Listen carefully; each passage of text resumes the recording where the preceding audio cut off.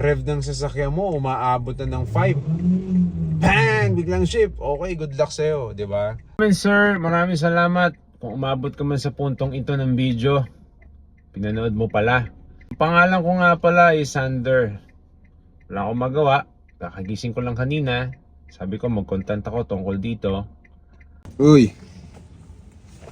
May mga basahan pala natin pinatuyo. Hindi pa pala. Alam natin. Alright! Ito na naman po tayo. Magandang gabi. Mahilig akong mag-content sa gabi. Wala tayong oras sa umaga. Almost 2 weeks kung hindi nagamit itong expander. Nakafocus po tayo sa paggamit ng Honda Beat, no, ng motorcycle. At syempre medyo mataas talaga yung gasoline ngayon dahil sa nangyayaring gera doon sa Middle East, no? Huling gas ko dito ay pumapalo pa ng 62 pesos per liter yung gasolina, pero ngayon nasa almost 90 na, no, yung presyo. So, ano ba yung content natin ngayon? Makabuluhan naman siguro yung content po natin, no? Dahil mataas po yung gasoline ngayon, ano ba yung mga pwede nating gawing mga techniques o way para makatipid-tipid ka naman kahit papaano doon sa paggamit mo ng gasolina. Pero if you have budget, apak lang na apak ng gas kung gusto mo. Pero may effect din yun sa sa aggressive driving, di ba? So parang unsafe pa rin. Pero bago yun, syempre paandarin muna natin to sa sasakyan. Nakalimutan ko na naman tong ayusin dahil pinapatuyo ko siya, no? Mga microfiber at yung mga magic towel natin. Diyan ka muna. May kita ayusin. So by the way, start muna natin. Quad lock. Laking bagay kasi yung mga mumurahing mga dyan, yung mga cellphone holder, useless eh. Iba pa rin yung may quad lock. Okay, so gasolina, yun, angat pa rin siya. Ayos. Meron pa rin tayong gasolina. 47 na pala yung tinakbo nito. Next month, ayan na. Ano na tayo? PMS na at the same time yung rehistro. Alright, start na natin.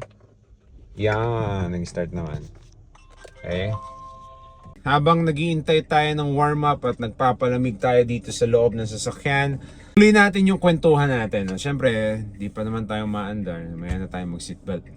Okay, so dahil nga mahal ang gasolina, ito yung mga ilan lang na practical na pwede. Siguro napaka-basic lang. Kasi base lang to sa experience ko eh.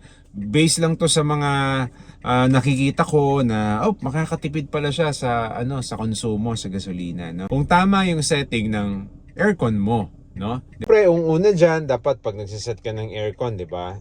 Tama lang yung thermostat niya, tama lang din yung settings kasi pag tinodo mo 'yan, factor din kung ikaw ba naman na driver ka, ay todo mo yung aircon setting mo habang naka-stationary yung sasakyan mo o naghihintay ka. Or sabihin natin, all the time na nag-drive ka, naka-full yan, di ba? So may factor din yan na tumaas yung consumption. Siguro ang sunod, yung nagda-drive ka, tapos wala kang pakialam sa RPM mo, kung ilan na, bago ka mag-shift ng cambio mo. And factor din po yan. Kasi meron tayong tinatawag na tachometer, di ba? So yung tachometer, yan yung reference mo. Gano'n na ba ka taas yung revolution per minute ng ng kotse mo, 'di ba? So pwede mo siyang gawing reference din kasi bago ka mag-shift kung manual yung sasakyan mo para makatipid-tipid ka naman. Again, sabi ko nga kung medyo may budget ka at gusto mong aggressive driving o unsafe driving, go lang, sige, bahala ka. Yung tachometer, ayan nga po siya, 'di ba? So kung ikaw yung tipo ng driver na wala kang pakialam, may panggas ka naman, so hindi mo na masyado mino-monitor yun. Sabihin na natin, hindi ka sanay, yun na lang, no?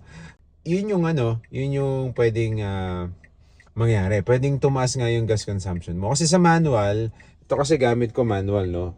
So sa manual transmission kasi, may cut-off yan eh. Kung kailan ka dapat mag-shift, no? Sa RPM. Kung mino-monitor mo, mas maganda, di ba? Pero kung kabisado mo, by ear na lang, okay, nice, maganda, okay yun, di ba?